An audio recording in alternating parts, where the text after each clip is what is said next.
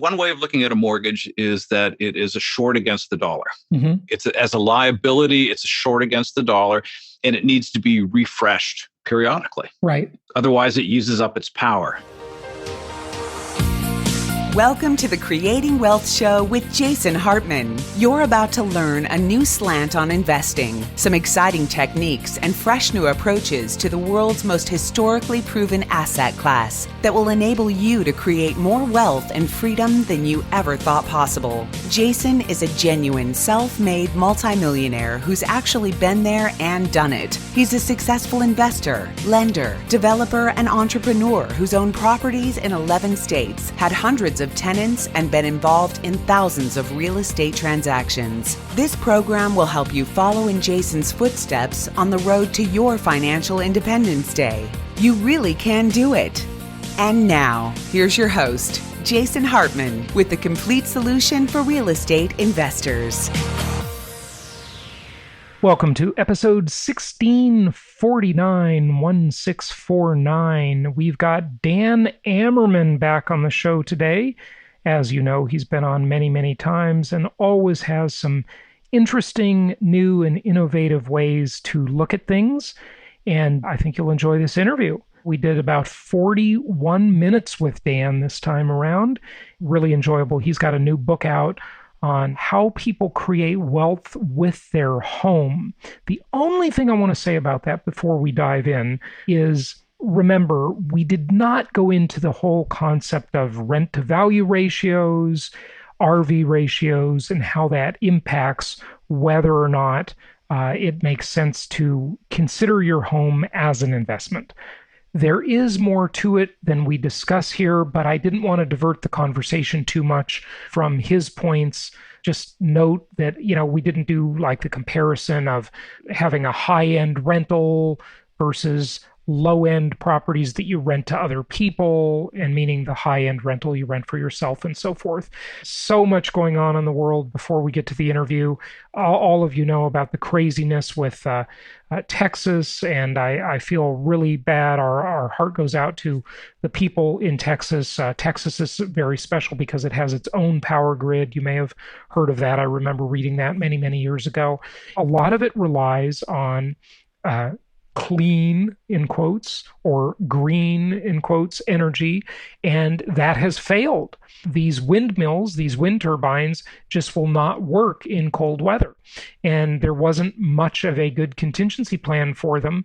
So we have our own people in Texas affected by this. Of course, many of our investors have tenants there. Our podcast producer is there. One of our investment counselor team members is there, and it's absolutely crazy. So I saw an interesting meme. Actually, Ashley shared this with me, and it is a picture of one of those giant windmills, wind turbines. And, if we've all seen these things from a distance, but have you ever been next to one? They're ginormous. These things are huge. The scale and size of them cannot be appreciated until you get up close to one, because they are very, very large.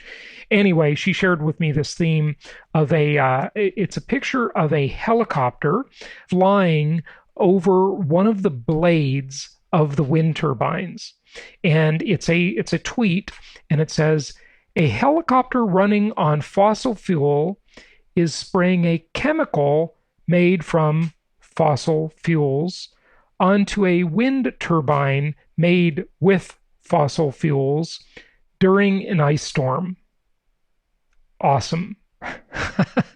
And that's just so ironic, isn't it? It's just total irony, because when the environmental movement looks at the entire picture of the green energy, the clean energy movement, they seldom calculate all of the things into it, the entire ecosystem, the entire equation.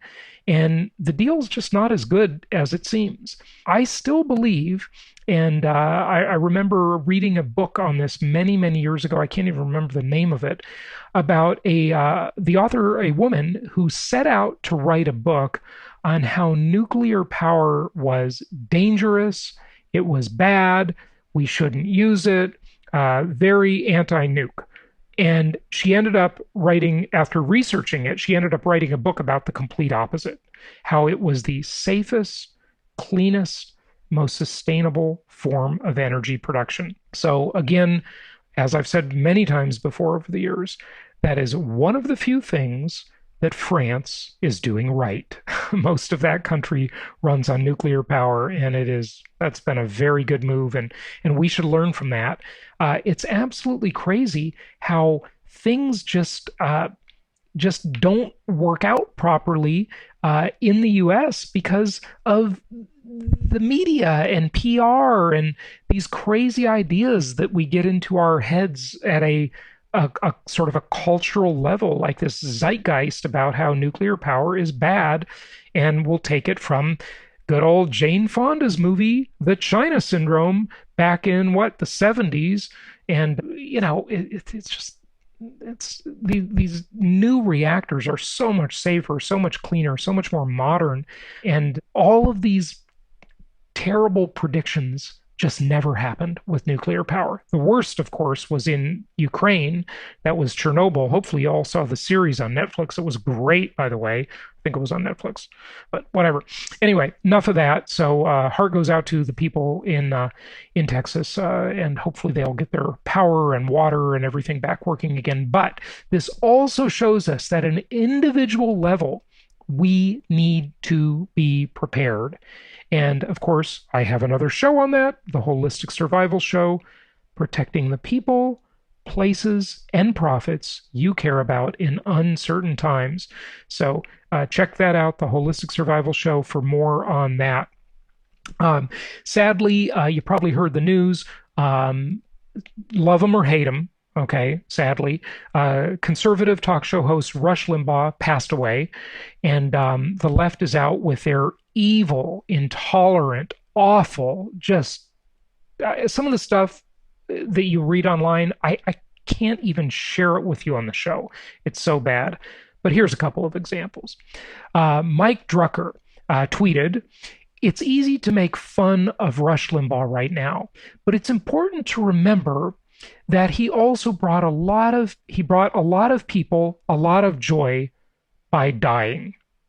Yep, that's what we get with the tolerant people. Yes, they're so accepting and tolerant.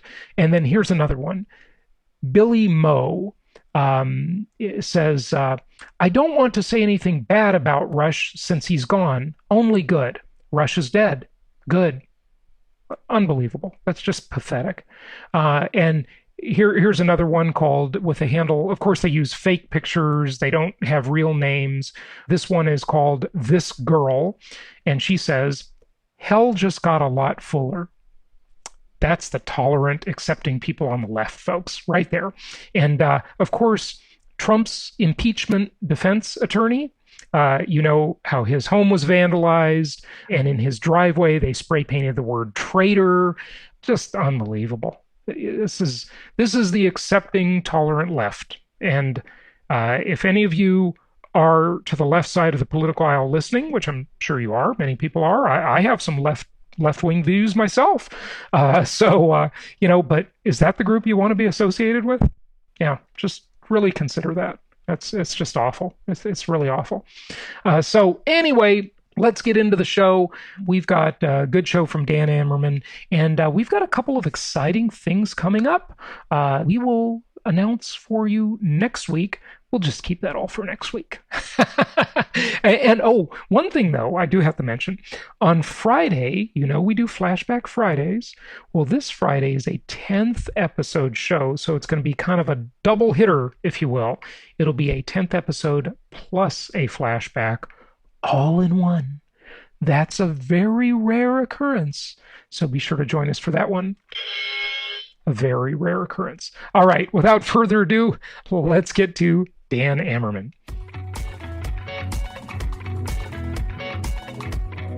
It is my pleasure to welcome Dan Amerman back to the show. You've heard him on many times. You know, I have been a fan of his for many, many years. And he's out with a new book, The Homeowner Wealth Formula, subtitled The Best Investment Most People Will Make is Their Home. Learn the historical formula that has created wealth for millions. Dan, welcome back. Thank you, Jason. It's good to be here. So this is a common discussion, right? Is your home an investment or is it an expense? And I have many of my own opinions about this, and I think it depends on the price of the home. But of course, with the mortgage being a big part of the asset, maybe we should ask the question, is the mortgage a good investment or a good asset? Or is it, as it's traditionally thought of, is it a liability? It is a liability that can be arbitraged, but you're getting ahead to book number 3 in the series. Well, you know me, Dan. I've been a student. Yes, I know. You just jump right ahead. You understand what's going on there. But I am really excited about this book, even though it appears to address some things that you and I have been talking about for many years. It's really very different, too. After working with this for all these years, what I did was I took about a year and I intensively researched what's actually happened with single-family home prices in the U.S. ever since 1975, which is when we start to get good data in terms of what they call pairs methodology, where it's the same home. So you're tracking price changes for the same home instead of different regions or house sizes or different things like that. Hey, Dan, yes. Before you go on, you know, that's an important point that you raise. And I'm about to do a video on the different indices. And you know, this is really something that people do not realize is that when you look at one index versus another, they're really telling you different things. And so you're talking about tracking the same exact home, like 123 Elm Street did this, and 456 Main Street did that, right? Is that what you're saying? Exactly. And another big difference between the indexes that you hear about is it depends on what part of the country they are covering. The basis of what I used was the Freddie Mac House Price Index for all 50 states. And is that your favorite? Yes, it is, because it covers all 50 states. The media and Wall Street and so forth will more typically focus on the Case-Shiller 20 metropolitan area index. And I think that's a huge mistake. I've debunked that index many times because you know us, we like to look at the markets in 3 ways: linear markets, cyclical markets, and hybrid markets. And the Case-Shiller 20 not only, but 75% of that index is cyclical markets. You know, these are the high-flying sort of trophy metros that get all the attention, but they're really not most of the real estate in the country. Absolutely. And where things get really interesting, I mean, this wasn't the track I was tending to go down, but there's some fascinating stuff here, is that, as you know, the metro areas, you're calling them cyclical, have exaggerated price cycles, right, compared to the national average. So mathematically, what that means is that when you go to everything that's not the 20 metro, they're opposite enough where when we look at a national average, we're looking at the average of those two, but really they're much further away than that. Yeah, right. I agree. So when you put those together, you get a very different price difference. You get a different volatility in terms of how the prices have changed nationally. And my research is based on looking at all 50 states with pairs methodology, so it's the same house, and looking at it for the period from 1975 to 2019. Okay, good. What does it tell us? Amazing things, just amazing. What I did was I took those years and I looked for every possible 1-year combination, 3-year combination, 5-year combination, 10-year. So I looked at, say, 1986 to 1987, and I looked at 2012 to 2017, or 1999 to 2009. I looked at every single one of those, in terms of national average home price changes, in terms of inflation, in terms of what mortgage rates were in each of the starting years and what amortization would have occurred over that period and so forth. And I could be wrong here, but to the best of my knowledge, I've just done the most exhaustive study that anyone's done on changes in home equity during that entire period. And the results have been just amazing. And of course, this applies for homeowners, but this also applies equally to investors in single-family homes. Mm-hmm. And I would argue that it actually applies more so to investors because investors have the benefit of not paying their own mortgage debt, right? Exactly. And that's a huge benefit. And of course, they have the benefit as well that they have an appreciating property and they have an amortizing mortgage where the mortgage is being amortized for them from the tenant rental payments. Good stuff. Okay, well, let's get in the mud here and talk about what it tells us. What did you find in this exhaustive research? Well, first, the results are amazingly positive. And I also confirmed that using an entirely different source, which is the kind of the definitive source of information when it comes to consumer finances, which is the Federal Reserve's once every 3 year survey of consumer finances. And what they found was just amazing. If you look at it in practice, about half of the net worth of the average homeowner is in their home equity. Mm-hmm.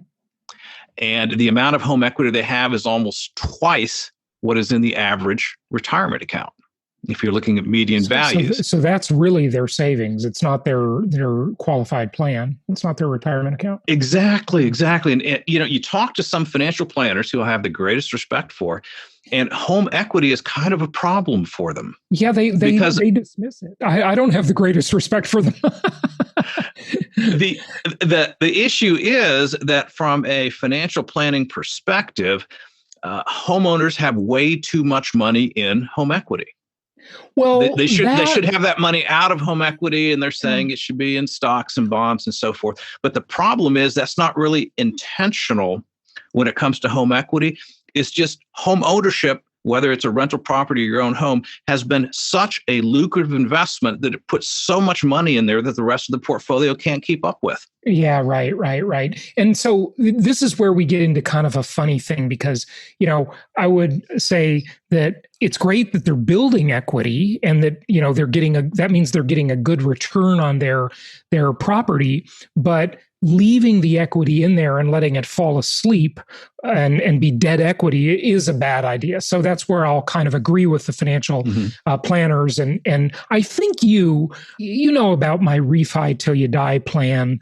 I just like to make sure people are making that equity work for them rather than sitting in there. But I don't know. We have our little slight differences. We mostly agree on this stuff, but I don't know. I totally track the mathematics. And that's part of what I've been doing there. Mm-hmm. What you really have in the one way of looking at a mortgage is that it is a short against the dollar. Mm-hmm. Okay. It's as a liability, it's a short against the dollar, and it needs to be refreshed periodically. Right. Otherwise, it uses up its power. Good it way uses to up look most at of the power in the first 10 years. So yeah, there's a strong case to be made, all else being equal, that if you're looking at this and you can do so as an investment in particular, but also with home ownership, that you want to refresh that every now and then, because then you get the maximum power back to play the liability arbitrage. I agree. Good. Is how that works. But the other thing I found out, this is true national averages. If you look at 3-year home ownership periods, all the way from 1975 to 1978 up to 2016 to 2019, and there's actually 42 individual home ownership periods in there, and you average those together, the national average is to almost double home equity in 3 years if you bought it with an 80% LTV mortgage. That's amazing. That's amazing. Yeah, how else do you have a national average across all those decades of almost doubling your money? Yeah. It It's really amazing. It's just such an incredible asset class because it's multidimensional. It's tax favored. You're shorting the dollar, which by the way, when you said that, I thought that was a great way to put it. I've heard that before. Is shorting the dollar wise? Because, and this is another rabbit hole. We don't have to go down too long, but here's why I say that. I think it's wise. It's obvious that the dollar is being managed very irresponsibly.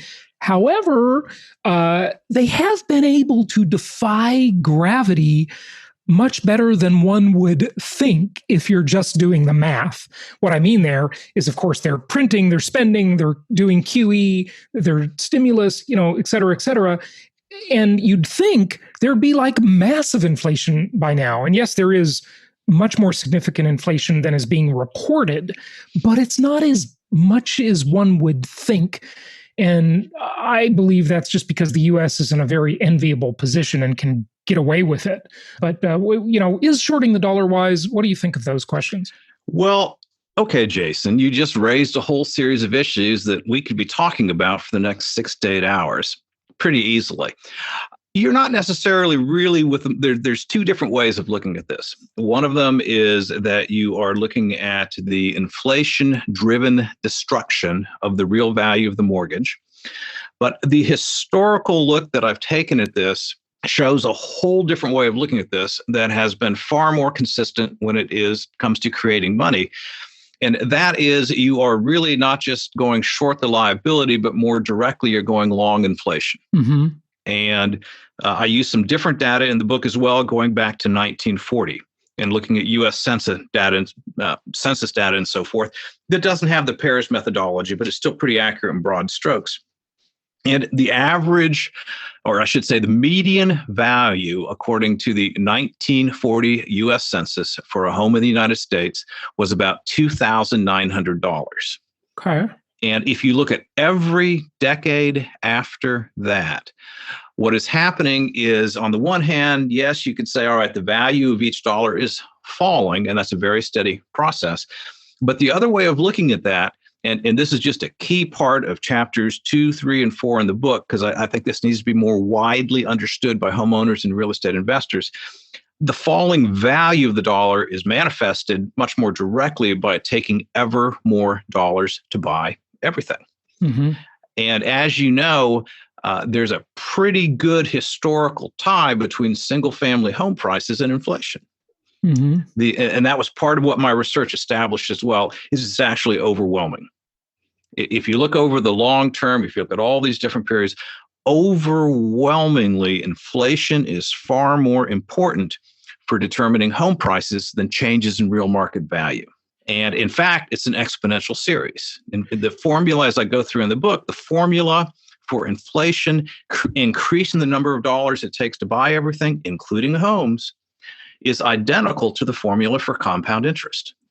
A lot of people don't realize that. Say that again. Let's make sure we got that. Okay.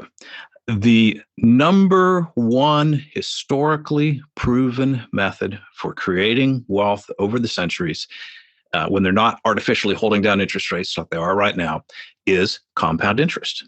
Right. It's your money working for you. Yeah. Yes, it's your money working for you instead of you working for your money. And what a lot of people don't realize is that when we change our perspective on inflation from a decreasing value to the dollar to an increasing number of dollars being needed to buy everything, those are just two halves of the same thing, the inverse of each other, but they're representing the same thing. Mm-hmm. Inflation actually grows with the strength of the compound interest formula. Mm-hmm. So the compound interest formula says that a 7% interest rate will double your money in 10 years. Well, a 7% inflation rate will double the value of a home in 10 years. Right. The math is identical. And inflation just completely overpowers real market value changes over time, which is, I realize a lot of real estate investors don't see the world in those terms. They think they're trying to make smart investments, and it's much better to make a smart investment than a dumb investment. But really, changes in market value, real market value, are fairly minor. Well, that means, and so of course the mortgage being debased by inflation is a wonderful thing. The mortgage, the principal balance and the monthly payment both being debased by inflation. Wonderful, wonderful. And real estate doesn't really go up in price that much over time. It's somewhat close to the CPI. Some will say it outperforms the CPI by about 3%. Some will say it's about even. Is that what you're referring to when you say market value versus inflation? Because yes, a lot of people listening, Dan, might think that, well, isn't inflation what's making the price of my real estate go up? Is there a distinction there you want us to make sure we understand? Yes, there is, very much so. And it's kind of crucial to understanding, I would say, almost everything about where the money is really coming from. When it comes to home ownership, when it comes to real estate investing, it's coming from some very different sources than I think most people realize. If we look at all 35 of the 10-year home ownership periods, starting from 1975 to 1985 and ending with 2009 to 2019, the average across all of that is in inflation-adjusted terms for a home to increase in value by 9.9%. Call it 10%. Mm-hmm. Okay. Now, if we look at the increase in homeowner equity with an 80% LTV mortgage for all 35 of those 10-year combinations, the average increase in equity is 311%. Wow. So if we compare our real increase in market value, which is 10%, to the total increase with the other 7 levels of the multiplication of wealth, that's what I did. I took a look at home ownership and I literally broke it out into an 8-part multiplication formula. Only 3% of the money is coming from the 5th level of the multiplication of wealth, which is real changes in home value. The other 97% is all inflation and the mortgage and various factors within that. Isn't that amazing? It's such an interesting asset class, isn't it? Okay, tell us more. And I love that you said, yeah, we could spend 6 to 8 hours on that. Actually, Dan, we could spend 6 to 8 days on it. But oh yes, we totally could. We totally could. Yeah. And it's not, just as an aside, it's not actually money printing. That's why they haven't seen the inflation yet. It's reserves-based monetary creation. Okay, what's the distinction there? We need to know. Benjamin Bernanke in 2008 changed the nature of the U.S. dollar.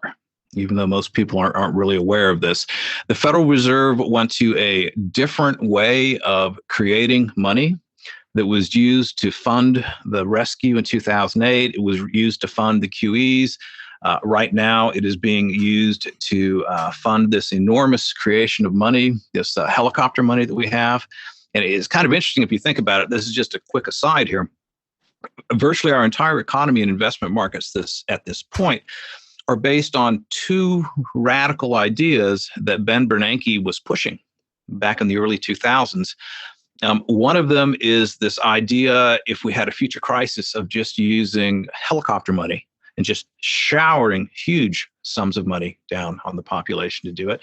And the way they're doing that is, I put out a recent analysis, you may have seen it, Jason. If you look at it, even in inflation-adjusted terms, the U.S. national debt went up more in a single year last year, in 2020, than it had in the first 208 years of the nation. Wow. That's not inflation, that's real dollars. And where are the real dollars coming from? The Federal Reserve isn't actually printing. They're doing a very complicated kind of shell game that lets them get access to dollars up to a certain point, a certain number of trillions, without triggering inflation. And so when they run through that, then you're left with straight up monetary creation, something like modern monetary theory. And at that point, then, yeah, inflation would take off. And that would be tremendous for home investment. Okay, so with this method of increase, I mean, I don't know if my words are right, increasing the money supply, but not creating inflation. Is that a fair statement? Yes, that's exactly what Bernanke came up with. And does that work, or is it a game of smoke and mirrors? I mean, it's a shell game. It's a shell game. Yeah, I mean, sure. I've got a 2-day workshop on this coming up in May. Okay. But so it takes a good bit to explain it, I think, for the average person, although I can do that. I can get them there where they can understand that. Yeah. But And what by the way, essentially I went to your happens. workshop back in 2007 or 8, I think it was. You probably know, Dan. And it was fantastic. And many of our clients and listeners have attended your stuff. So kudos to you. We really like your work. Well, thank you. Thank you. Yeah. With what you just said, with what Bernanke came up with, is that something that can continue, or does it automatically have like an inherent expiration date on it because it's a shell game? It's limited. And a lot of government programs are actually shell games. The funding for Social Security, for example. And the interesting part about the reserves-based monetary creation that's creating the money, that's keeping everything going right now, is it has a lot in common with the real funding for Social Security. It's a very similar shell game that's going on in that essentially what they're doing is they are steadily draining the safety and reserves from the U.S. financial system and spending it today to bail out the economy and to keep the markets going and so forth and so on. But at the very same time, they're hollowing out the financial reserves of the country and of the banking system. So, Dan, that kind of begs the question. I mean, there's so many rabbit holes for us to go down. And of course, we're limited on time. But, there's this whole thing that the millennials, it's kind of a viral meme that's going around called Hey Boomer. And the millennials are, of course, blaming their boomer parents for, ruining the world for them. And, I don't think that's very fair because in a lot of ways, the boomers, they had their contribution in building America. I mean, hey, look, Intel, Microsoft,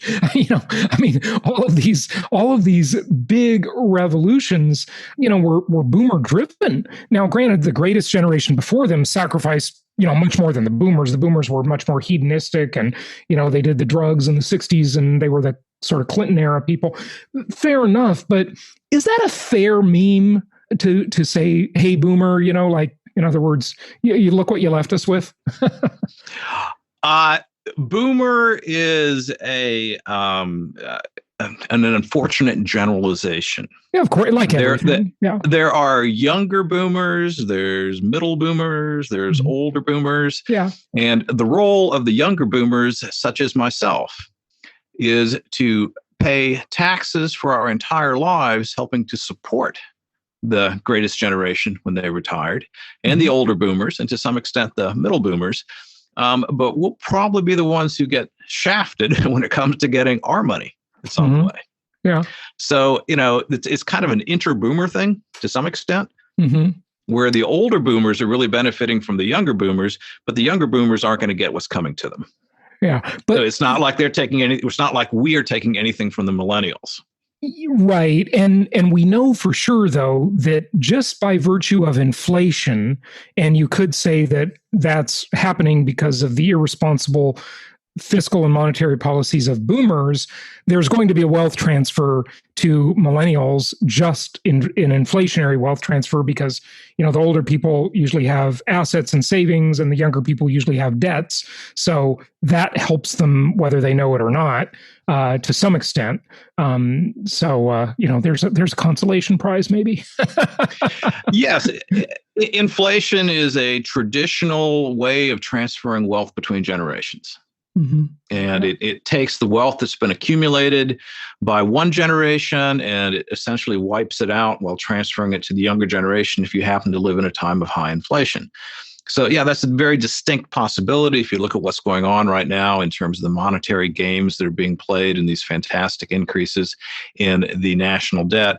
Is that unfortunately, by the time all is said and done, after having paid taxes for their entire working careers, when the time comes to cash in for many younger boomers, they may lose that to inflation unless they're prepared for it. Yeah, right. And that's where things like income property investment, the Homeowner Wealth Formula, all those can work really well. Okay. And that was a key part of the research I did, is just how tremendously effective home ownership is, or owning a rental property with a mortgage, when it comes to not just surviving inflation, but really turning inflation into wealth. There has been just an amazing amount of wealth created over the years. Another statistic from the Federal Reserve Survey of Consumer Finances, is that if you compare the median net worth for homeowners to the median net worth for renters, there's a 40-to-1 differential. That's incredible. Yeah, $40. Really, and I would argue that it's exactly these things that we're talking about, exactly what I've determined in the book from my research, the 8 levels of the multiplication of wealth, most of which relate to taking advantage of inflation, whether people are doing it intentionally or they're doing it accidentally. And if you understand what you're doing there and you think and you look at this, okay, the national debt just went up more in a single year than it had 208 years, this is not going to have a good ending. Home ownership or buying rental properties, if you understand how the underlying math is doing, and that's what my research brought out, these 8 different levels of multiplication of wealth, it's a fantastically good way to come through times like that with more real net worth than you started with. You know what I've been talking to people about lately? I've been talking to them about the economist Richard Cantillon and the Cantillon effect, which I'm sure you're probably familiar with.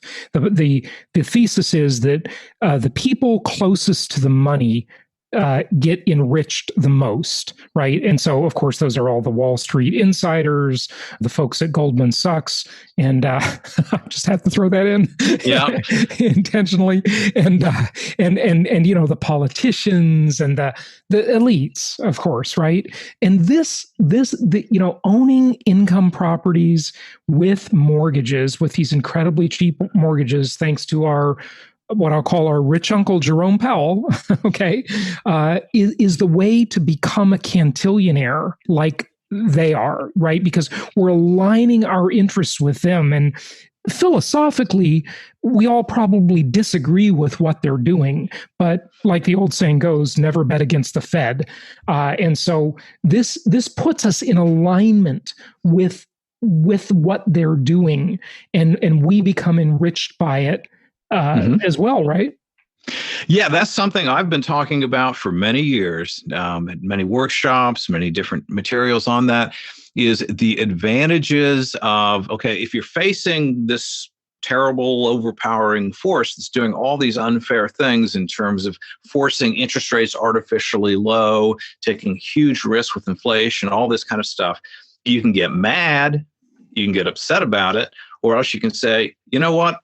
I disagree, but I'm going to align myself with them. Right. So as they serve their interests, as much as I may disagree with them, they're going to serve my interests too.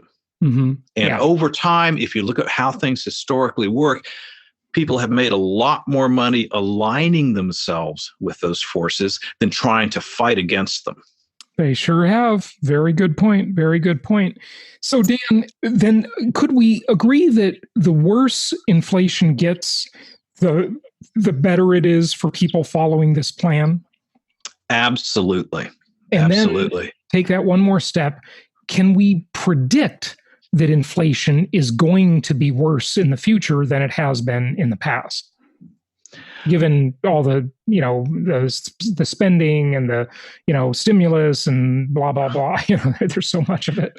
Yeah. You know, this is the time when I usually reach for my crystal ball, but there's a problem with that, Jason. I always find out I don't have one. Yeah. Okay. So we need to be careful about saying that we know certainty. What we do know is that there are enormous financial pressures that are going on right now. We do know in terms of alignment, we have many centuries of information on what happens when governments get heavily indebted. And the way they always choose to get out, if they can do so, is inflation. Because it's a great business plan for them. That really is. It's survival. Yeah, it's survival. Yeah. They can't afford to really pay the money back. Yeah. They'll never default unless they borrowed in someone else's money. Mm-hmm. You know, that's why Argentina defaults, because they borrowed in U.S. dollars. Right. If it was pesos, they would never default. Yeah. They would just create inflation. And that's the same thing for the U.S. government, too. If you want to look at the consistency is amazing. But if you want to look at why the dollar is only worth 5 cents compared to where it was when the U.S. went off the gold standard for domestic purposes in 1933, that's why. As a matter of policy, they create inflation every year. And one of the really interesting parts of what I develop in the book, I believe it's in chapter 5, is that I take a look at government interests and creating a 2% annual rate of inflation just as a minimum. And I show that how through home ownership that can be turned into a 10% annual gain. With leverage, because that's the leverage in the mortgage, right? Right. Yeah, it's a combination, 97% of the historical returns from home ownership or owning single-family homes over a 10-year period, looking at all these different 10-year combinations, is the other 7 layers of the multiplication of wealth that all revolve around inflation in the mortgage and different combinations thereof. Yeah, it's the real changes are only 3%. It's truly amazing. The problem with all the historical references, Dan, are that, when we look at Hungary, Argentina, Zimbabwe, whatever, right? All these examples, is that none of those countries had the position the U.S. enjoys, the reserve currency, the biggest military in the world, et cetera, et cetera. It's just such a different world nowadays. And I say that understanding completely that the famous last words of every investor are, this time it's different. So, I just wonder if they can just sort of continue to, as I say, defy gravity and not let the chickens come home to roost. When you look at the Peter Schiffs out there who've been predicting the end of the world for so long and they're just never right, at least not yet. You just wonder, in this world, we have to get other countries to keep buying our debt and financing the whole thing. And they're not going to do that if they believe we're debasing our currency too much. How does, we don't. Yeah. I'm sorry. Go ahead. No, how do you think this all plays out? You're thinking old school there, Jason. Yeah. Okay. All right. Fair enough. We don't need other countries to buy our debt. Okay. That's not what's happening right now. Okay. What do we need? That's not how we just funded a $4.5 trillion deficit in the calendar year 2020. That was primarily done through monetary creation on the part of the Fed. So that this particular path that we're going down right now is historically unprecedented. We've never seen anything like this, and it actually works internally. Now, you are absolutely correct that there is a scenario that happens. Because I still think these countries are wondering, look, okay, even if we don't buy any more debt after today, we're still holding a bunch of it, to the tune of like $1 trillion. And is that going to be debased as they debase the dollar? They're still worried about that, right? Not to the extent you might think, because that debasement then could potentially benefit them in terms of the balance of trade and so forth. But I think the real issue here that we're looking at is that so much of our standard of living is based upon other nations assigning value to the US dollar as a reserve currency. And if we were to lose that, that would trigger a very high rate of inflation very quickly because we simply can't pay for. We don't make enough to swap for what we take in from other countries. So if you look, you've really got multiple different things going on here. We can look at the U.S. being the reserve currency over a period of decades, and that's the entire period that I looked at, that I had the really good data for, 1975 to 2019. The U.S. was the number one nation in the world economically that entire time. They were the superpower for that entire time, but we still had an enormous amount of inflation, creating a great deal of wealth for real estate investors as well as homeowners. And if we lose that, then probably we're going to even more inflation, which then creates even more wealth for real estate investors and homeowners, at least in that aspect of their life. Yeah, maybe not the other aspect, but that aspect. Yeah. I mean, their purchasing power declines, but they've got the magic asset that protects them from that. So as prices go up, it's like they look around and they go, "Wow, it's ridiculous what everything costs," but they're fine because they have the wealth effect of those properties and those mortgages. As long as they have that. If they don't, they just get hurt worse and worse. Right. And that goes back to that comparing the median net worth for homeowners and renters from the Federal Reserve survey of the nation's consumer finances. If inflation goes up, then that differential becomes a lot larger than just 40 to 1. Mm-hmm. Yeah, it sure does. Well, Dan, what else do you want people to know? Just anything you want to share about this? The book is excellent. And this is a series, right? It is. It is. I'm going to be releasing number 2 probably within the next month or so. Mm-hmm. I cover the most important 4 levels of the multiplication of wealth in book 1. Then I have the next 4 levels, so up to all 8. So we're up to all 8 by book 2. And then in book 3, I take a look at some of the best information of all, some of the best ways of building wealth, which is looking not at changes in home equity, but looking at monthly cash flows. Mm-hmm. Okay. Wrap it up for us for this book or even the future ones, whatever else you want us to know. There is literally, based on my research, a historically proven methodology for building wealth that is the American homeownership experience. It's just amazing because what I have been studying is literally generations of people under widely different circumstances in terms of different parts of the nation, different interest rates, different inflation rates. And there's just this extraordinary consistency to the amount of wealth that is being created that is truly life-changing. Number one, there is, if you know anyone who's thinking about whether they can afford to buy a home or not, or whether they should make the life changes that would be necessary for them to do so, there is an extraordinary, historically proven formula here where homeowners build a lot more wealth over their lifetimes than people who aren't homeowners. It is a natural result of the process. And even after having worked with this for all these years, really putting all this national data together and seeing where the money comes from, first, there's more of it and it's more consistent than I think most people have any idea. And second, it doesn't come from the places people think it does. Mm-hmm. It's the relationship, the multi-tiered relationship between inflation and the mortgage that has historically produced the vast majority of this highly reliable, over the decades, form of building wealth. Mm-hmm. Yeah, it sure has. And this didn't really work before 1971, did it? It just all changed. And by the way, we're on the 50th anniversary year, right? So it worked. It worked fantastic before 1971. It worked unbelievably well in the 1940s and 1950s. It worked even better then than it has recently. Really? Because when I look at these price charts that go way back, further, and they go back into those decades, I don't see the type of radical price appreciation, which I know is not the point, but it's a correlated to inflation, at least. The key is which years you're looking at. If you're looking at things historically, if you're looking at long-term homeowner prices, then what you're looking at is the year that the nature of money changed, which was 1933. Mm-hmm.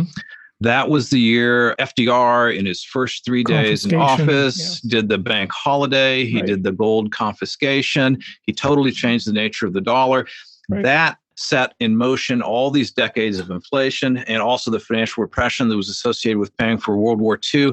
So those were some amazing years. Now, if you go back further in time and you're looking at, say, the 1900s, 1910s, 1920s, when you had a gold-backed currency, you did not have the reliable inflation, and it became much more of a crapshoot at that time in terms of whether you'd make money or not by owning a home. It just seems as though when Nixon, put the final nail in the coffin on gold, that's when it really started to become just frenzied. That was the start of it, But you're saying even before that, back to Roosevelt, huh?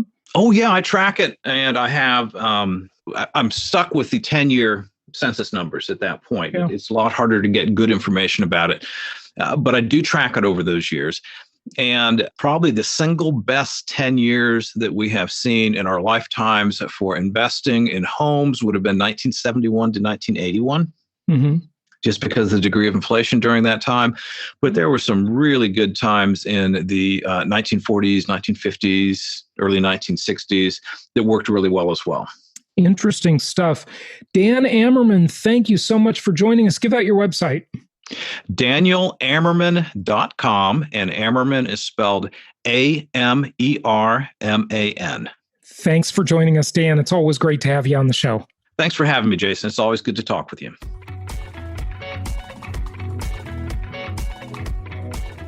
Thank you so much for listening. Please be sure to subscribe so that you don't miss any episodes. Be sure to check out the show's specific website and our general website, hartmanmedia.com, for appropriate disclaimers and terms of service. Remember that guest opinions are their own, and if you require specific legal or tax advice or advice in any other specialized area, please consult an appropriate professional. And we also very much appreciate you reviewing the show. Please go to iTunes or Stitcher Radio or whatever platform you're using and write a review for the show. We would very much appreciate that. And be sure to make it official and subscribe so you do not miss any episodes. We look forward to seeing you on the next episode.